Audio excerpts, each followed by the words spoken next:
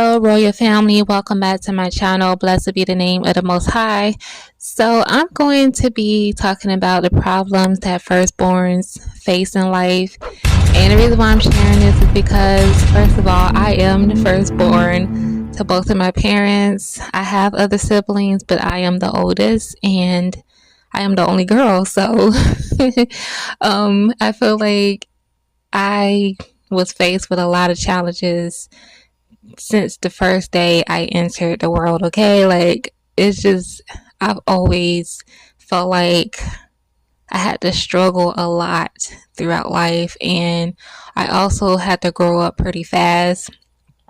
And I know there's a lot of firstborns out there who probably have a big family. You know, you have a lot of siblings, and being the firstborn, a lot of times those responsibilities falls on them because it's a lot of kids and your mom trying to work one to maybe more than two or three jobs to try to make ends meet. And if the dad is not present, then it's just even more stressful. And a lot of times as firstborns, we feel like we have to step up to the plate. We have to be the second mom or dad to our siblings. And I have met brothers and sisters who came from other countries to America, and it would say, like, we came to America to get a better job, a better education, and whenever we get a good job, we send money back home to our families so that our siblings can eat, and our parents can pay the bills and stuff like that, because jobs up there, wherever they came from, the jobs wasn't that great, the education wasn't great. So that would be one of the reasons why they came to America. And I used to always feel so sad about that, because I'm just like, dang, I only have a few brothers, and they have like 8 to 9 brothers and sisters. So they come from a big household of kids. And then in some of those countries, like, sometimes the grandma lives there with them, the auntie lives with them. Like, sometimes it be that way, and you find yourself having to try to take care of everybody. And so I'm sharing this, and I'm going to share some of my struggles because I want this to be relatable. I don't like to share anything that I have not experienced myself. And this is to help firstborns get free, okay? I've been trying to put this video out since yesterday, and the enemy's been fighting me on this because he knows that what I'm about to reveal in this video is going to open the eyes to a lot of believers out there who are firstborns, and he doesn't want this message to get out. I tried yesterday, I was having problems. I've been trying today. It's like my neighbors, they want to fight and argue, and then my voice start going in and out because, like, I get a lot of spiritual attacks, and so sometimes I have to take breaks in between because it be so hard for me a lot of times. Even when I'm not doing videos, I still be under some spiritual attacks. So so in this video, I'm gonna be just like, just helping a lot of y'all out there who probably don't understand why your life is so stagnant. And if you come across this video and you are firstborn and you're trying to find the answers to your problems, then this is the video for you. So stay tuned, okay? Hang in there with me. So yeah, so me, I'll start with me first. So, like, with me, I was born to both of my parents who were teenagers. They were teenage parents, and when I came into the world, my dad, he was for the streets, okay? I love my dad, but he was out there running the streets, okay? And my mom ended up having to take care of me by herself. So yeah, she had to work 2 jobs a lot of times. She had to take on the third job from time to time because she's just trying to make ends meet. Can you imagine being a teenager trying to take care of a baby? She had to drop out of school. And, of course, later she went and got her GED, but she wasn't able to finish high school. And it just always been a struggle ever since, I first came into the picture. Like, it's always been something. And I'm just grateful to the Most High that I'm still here. I said this in other videos, but I am. Y'all don't understand. Like, my life has really been on the line. Like, I shouldn't even be here, but I'm so grateful that I am.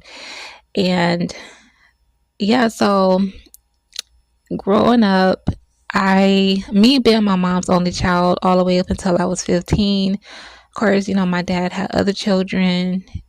And so for a while I was by myself, and I went through a lot of spiritual attacks as a little girl, and I didn't know that it was spiritual attacks, but yes, I was under a lot of spiritual attacks. I would have a lot of bad dreams. I would get attacked in my sleep. I would always had a hard time focusing in school, and because I was scared to go to sleep. So a lot of times I was really tired. I just I couldn't focus the way I needed to. But when I was a little girl, I had to learn my mom, she done the best that she could, of course. And when she started taking on other jobs, it was getting harder for her to get up with me every morning to get ready for school. So there were times that I had to get up myself and get myself ready for school. And I was in like elementary school, okay, trying to figure out how to do my hair, what to wear. Sometimes she would set clothes out for me, so all I had to do was put the clothes on. And so sometimes she would do my hair the night before, or she would just do a style that'll last for a couple of days or at least to a week. But sometimes she was just too tired to even do all of that. And so I had to learn how to wake myself up. I had to learn how to dress myself. I had to learn how to do my hair, which was just, something simple as brushing it back into a ponytail. But yeah, so that was like the start of it all. Like always felt like my parents saw me as a little adult, so they kind of treated me like one, as they thought that, oh, well, she should already know how to do these things for herself.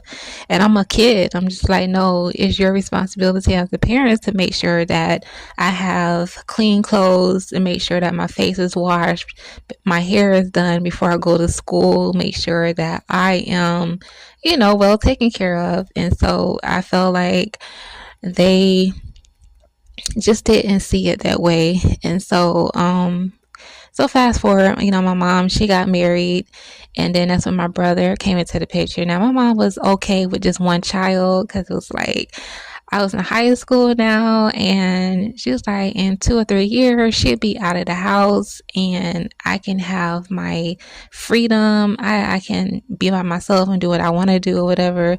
But then, she got married, she had my brother, and I don't think my mom would have had any more children if she hadn't got married. And then, her husband at the time, he didn't have any kids of his own, so he wanted a child, and she wanted to honor that, so she gave him a child. And so of course, they didn't stay married for long. They eventually separated, and by the time, I started becoming the second mother, and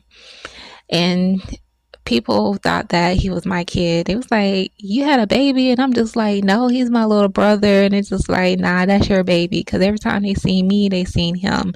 He was always with me. That was my brother. So, we spent a lot of time together. So it was confusing to a lot of people, because they're just like, like, you sure that's not your kid? Because sometimes he would call me mom, because he always spent time with me. So he would get kind of confused sometimes, and he would just slip up and say, he would just call me mom. And I'm like, y'all done seen me go to school every day. Y'all know I didn't have no baby, but people just want to be messy and just have a reason to say something. But later on, people start calling me on Mother's Day saying Happy Mother's Day, because they like, girl, you might as well say that's your baby, that's your kid. And I'm just like, no. And even to this day, he's grown, but I spoiled the heck out of him. But long story short, I put a lot of stuff that I wanted to do on the back burner because I wanted to be there to care for him and protect him, because I didn't have that kind of support system. There were things that I was not protected from. And so I wanted to make sure that he never had to go through what I went through growing up. So that was like my big thing. I did have goals. I set goals for myself. There were things that I wanted to do in life and accomplish. And I feel like, I was like, my brother is more important at this time in my life. And I was really young, but I was thinking far ahead, and I was just like, no, I gotta be there for him because he needs me. I needed somebody to be there for me, but I didn't have what I needed. And so I wanted to be what he needed at that time. And so I just didn't accomplish a lot of things that I wanted to do. And that's what it is with a lot of firstborns, like when they have to take on the responsibilities of taking care of their siblings and other family members, because sometimes it may not be your siblings, it may be some cousins that you end up having to take care of. It could be like, it's just like being a foster parent, you taking care of other people's kids because they're having some struggles and they're not able to do it by themselves, so you kind of have to step in and help out. And you end up having to put your life on hold because you want to make sure that everybody's okay. And it's like, who's going to make sure that I'm okay? Who's going to be strong for me when I need, when I need some stability and I need a shoulder to lay my head on? Like, who's going to come for me? Who's going to make sure that I'm okay? And of course, we have the Most High.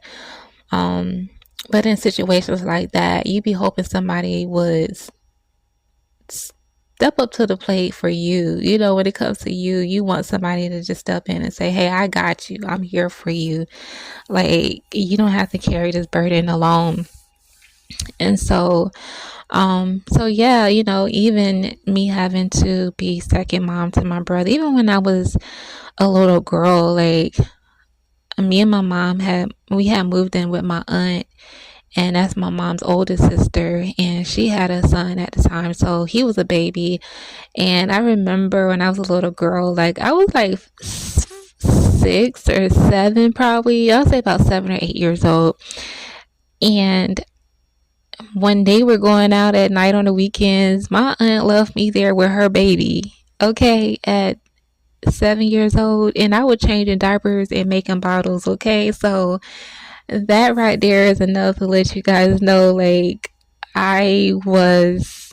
people just trusted me like that. But I was a little girl, and one day I did ask my aunt when I was older, I was like, why did you trust me with your baby? Like, I was still like practically a baby myself, even though I could put my own shoes on and get dressed or whatever, but I was in elementary school.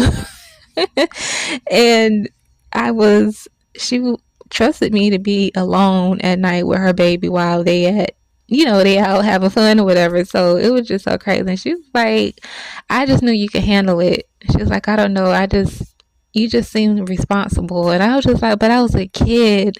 Like, that is crazy. But I would never let my baby stay at home with a little child. Like, that's just not gonna happen. But back in the day, that's how it was, especially if you grew up in a Black household. Like, your mom going out and you the oldest, she gonna make you responsible for them. Even if you're really young yourself, she just gonna be like, don't you open no doors, don't answer no phones, like, y'all get your behinds in bed and y'all stay there. Don't do nothing while I'm gone. That is how it was. But yeah, And I always found myself having like stepping in and helping other people with their kids throughout my life, or just being there to help other people. Um, and I always been like a great friend to, like, even in my friendships, I will be there for whoever I was friends with. Like, I'm gonna be there for you because at this point I see you as family. And unfortunately, I didn't really always have that kind of support from some of those friendships in the past. So it was just like, man, like, dang, what am I here for? And I know some of you out there who are firstborns, they're probably like, what is the purpose of me being here? Like, was I born to just struggle throughout life? Like, I'm just here existing. And I used to say that a lot. And I had to catch myself the other day because I was just like, man, I feel like I'm just here existing. Like I'm like, y'all, like, you've been telling me what you're going to do in my life, what my purpose here in this world is, like, but when am I going to walk in that purpose? When am I going, like, when the things are going to get better in my life? Because I just feel like it's just not. And then I was like, you know what? I rebuke those thoughts. I'm just like, I'm here. I have a purpose. I know that you love me, and I know that what I'm going through right now is going to end eventually. Like, there's a rainbow at the end of that tunnel, and I'm going to get there. Like, I know that the Most High is working things out for my good, just like He's working things out for y'all good. And one of the things I learned is that with the firstborns, they're going to always be under spiritual attacks. And a lot of y'all are under spiritual attacks that don't even know why, or don't even realize that it's a spiritual attack. Like, a lot of the stuff that you go through is spiritual. And but I'm here to help you. I'm here to help you wake up and smell the coffee, okay?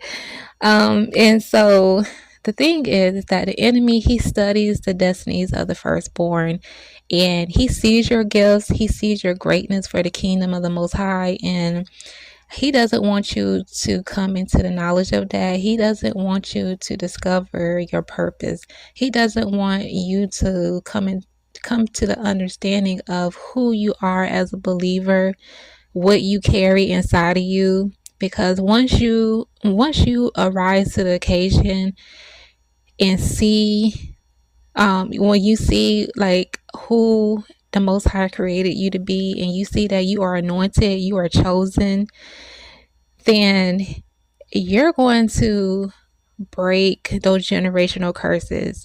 You're going to get your family healed and delivered. Those chains gonna break, okay? And the Most High is going to give you the endurance. This is what He's building us up for, though. He's allowing you to go through those challenges to build you up for this, okay? Because even when you are breaking generational curses, it's going to be, the warfare is going to be intense, and He got to build you up for that so that you can persevere those challenges. So the enemy doesn't want you to break generational curses. He doesn't want anybody to get healed and free. So he's going to load you up with a bunch of responsibilities. And the pressure is just going to be really heavy on you. Too much for you to carry. But some of those responsibilities that you carry, it's not for you to carry at all. But because you don't know who you are yet, you don't know what the Most High has in store for you, you don't know how bright your future is, you're like, because you don't understand that right now, the enemy is, that's easy access to the enemy, because it's like, they don't know. So I'm going to continue to attack them. I'm going to continue to weigh them down with all these different things, so that they're too tired, too exhausted to focus on their destiny. And once you do come into the knowledge of who you are as a believer, the enemy is going to continue to fight you. But because you have been in a relationship with the Most High, and you've been spending time in His Word and building up your spiritual muscles and speaking His Word into your environment, over your family, over your bloodline, and people are getting healed and delivered, and things are turning around for good in your life. The enemy doesn't want that, so he's going to keep sending stuff your way, but it's not going to be as heavy as it was in the beginning when you first started, because eventually the enemy is going to see how powerful you are, and he's going to see that you're not letting up. And even though he gonna still try at times, eventually he gonna back up, because he gonna be like, okay, she's not playing, he's not playing, like and then you got angels to back you up, you got the Most High to back you up, you got your other brothers and sisters in the Lord to back you up. Listen, it's war, and he ain't gonna want none of that, because he gonna be like, okay, this is getting too hot, I can't handle this. He gonna back off of you for a bit. Now he's gonna come back and still try some stuff, but because you are walking in your God ordained destiny, he know that he can't come and mess it up anymore. He can't come and try to ruin it for you, because you already on fire. Okay. You already on fire. You are covered, you are protected, and no matter how hard the enemy fights you, he know that he can't break through that hedge of protection that you have, because the more you come up, the hotter that ring of fire around you that the Most High have around you to protect you, it's going to be too hot for the enemy and his minions. They're not going to be able to come across that threshold, because you are protected. And so that's why it's so important that you know who you are in the Lord. And what people don't know is that firstborns, they carry silent battles that no one else sees. When we present ourselves as if we got it all together, we have life figured out, and a lot of times we don't. We feel like we have to put on that persona, so we don't want people to see that we are struggling. We don't want people to see how bothered we are, how exhausted we are, because we're spreading ourselves so thin to be there for everybody else. But it's like, who's going to be there for us? Who's going to help us when we are falling apart? We need somebody to say, hey, you don't always have to be strong all the time. You don't have to carry this by yourself. I got you. You take time for yourself, but let me step in and take care of the rest. And that's why we have the Holy Spirit. He is our comforter. We have the Most High, who, he's doing things behind the scene for us, and we don't see it because we're so focused on the problems. And we have to remember is that just like a movie director, he's behind the scene, he's writing the script, he's putting this movie together. So while he's working everything out behind the scene, the actors, they are rehearsing, they're having to build themselves up for the character. Well, just like the Most High, he's like the director of our life, our story. So he's behind the scene working things out for us, and we as his children, his soldiers, we are the body of Christ as his soldiers. We are preparing ourselves for something greater, and we're having to put in a lot of that's why we have to pray, and we have to fast, and we have to study the word, and we have to make sure that we put time aside to seek the Most High and what he wants us to do next, because our orders come from him. we have to be led and guided by him in everything we do in life. And so that's kind of how I see it when it comes to, just kind of giving you guys like a an example of, as a movie director, like the Most High. Just look at him like he's kind of like a movie director. He's directing our life. He's the one who has written our life story, so he knows how it begins and he knows how it's going to finish. And some of the signs that we see in the lives of firstborns is that they will experience delays. They're going to experience marital issues, financial setbacks. They may suffer health issues. Like, the health issues that you are facing may not even be a real sickness. You go to the doctor, they run all this tests, and they don't find anything wrong with you. A lot of times, your health issues is spiritual. It's not always, something that's hereditary, or, something that came from your diet or whatever. It could be something spiritual and also emotional exhaustion. And then it will have you feeling so empty. Like, your cup is so empty and it's like, I have nothing left to give. And you see your brothers and sisters, the ones that you have taken care of, you see them prospering, you see them getting married and having children, you see them having careers, they're traveling, they have all these friends, they have the life that you once wanted to have for yourself, but you've been so busy trying to take care of everybody else that you're still working at 9 to 5. You're still holding on to dreams that you just feel like is never going to happen. You feel hopeless, but that is not the end of your story. These burdens were never meant for you to carry. Okay, as firstborns, you were not supposed to carry these responsibilities, but the enemy has put that on your shoulder because he doesn't want you to reach your destiny. He doesn't want you to get to your full potential because he knows how powerful you will be in the kingdom of the Most High, and he knows that your gifts will be so destructive to his kingdom. He doesn't want that to happen, so he's going to do everything he can to block it.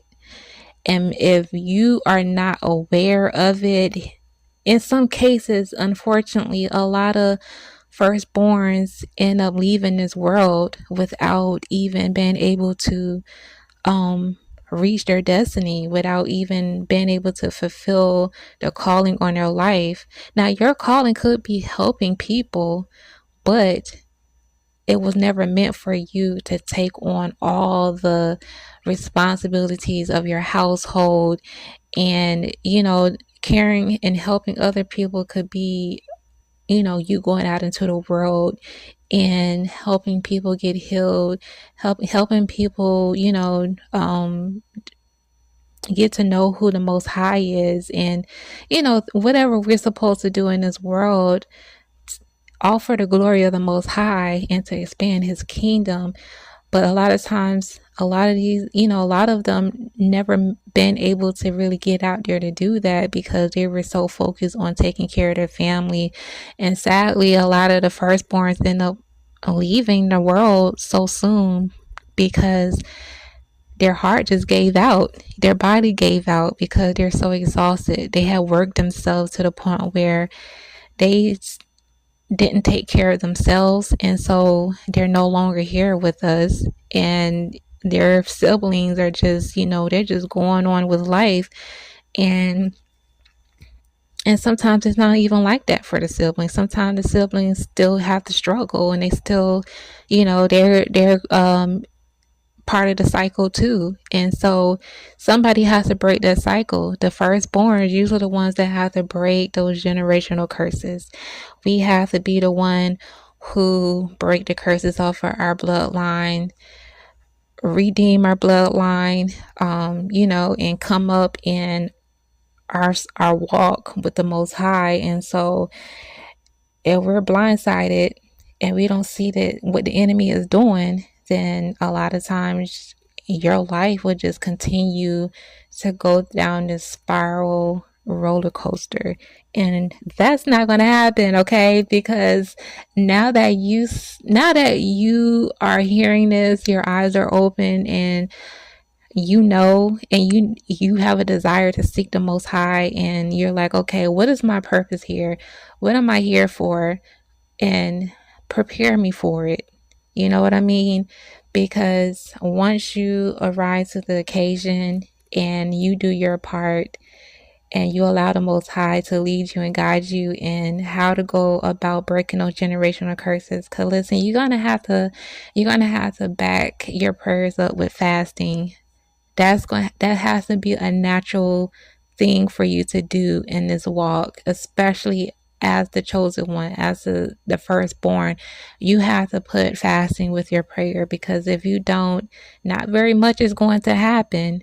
So fasting needs to be implemented. You're gonna have to turn down your plate a couple of times. You're gonna live, you're gonna be all right, but you're gonna have to turn that plate down, and you're gonna have to turn all the distractions off, turn away from all of that, and you're gonna have to focus. Because just like you won't want nobody just coming into your house telling you what it is and running your household, you don't want the enemy coming in your life and telling you how it's going to be and try to run your life. Like, no, I'm taking back what you stole from me, and I'm going to fulfill my calling in this world, and I'm going to receive all my blessings. Everything that the Most High has for me, I'm going to get it. I'm coming for it, because the blessings are there. It's just being held up because we have not come into the knowledge of who we are. What we hold inside of us, greater is he that is in us than he that is in the world. So you have to be the one to stand up and say, no more. We're not going to continue to struggle. We're not going to suffer like this, because when you have children, you don't want them to have to go through that same cycle that you had to go through. So it has to stop with you, so that your kids they don't have to inherit that. Firstborns are the gates to their family. We really are. And the enemy, he wants to trap the firstborn.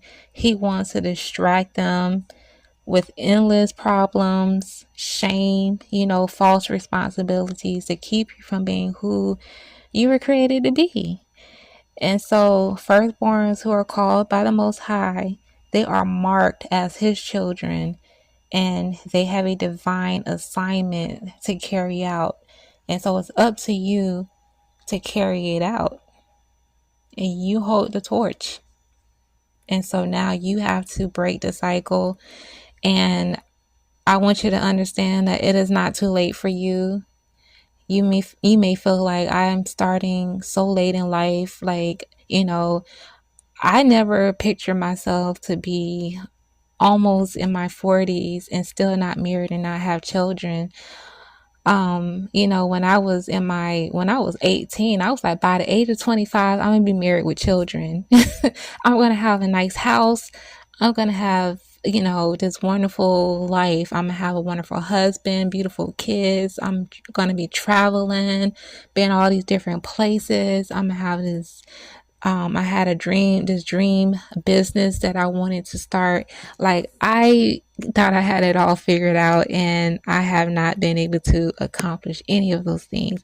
But I know it's not too late for me. I can still have the things that I want. But now that I know my position as a believer, I'm about to stand on business, okay? I'm like, that's what I'm doing now. Like, I'm working on breaking generational curses, and it starts with me. You know what I'm saying? So, yeah, I just wanted to do this video just to encourage firstborns out there. Like, don't give up.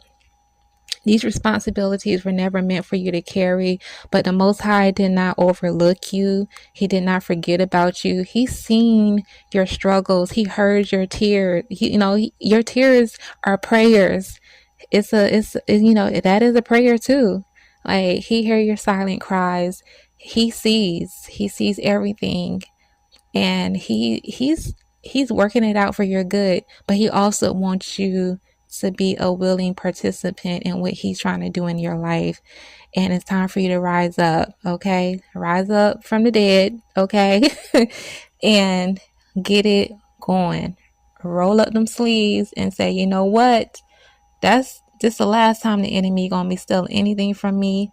My life is not going to continue to be on hold. I'm going to fight back, and I'm coming for what belongs to me. And and it's okay to say no. I had to learn it's okay to say no. You can't always be there to do everything for everyone. Sometimes you have to say no. It's okay to say I need time for myself. It's okay to focus on yourself sometimes. We feel like we're being selfish when we put ourselves first. And the Most High told me, he's like, to just right now, I want you to put yourself first. I want you to focus on yourself. We know that the Most High gonna always come first, number one in our lives, always. But when it comes to our responsibilities, like responsibilities that should be the people who have created the the matter at hand, it's their responsibility to take care of it. You know what I mean? And so just keep on pushing, like whatever your dreams are, do them.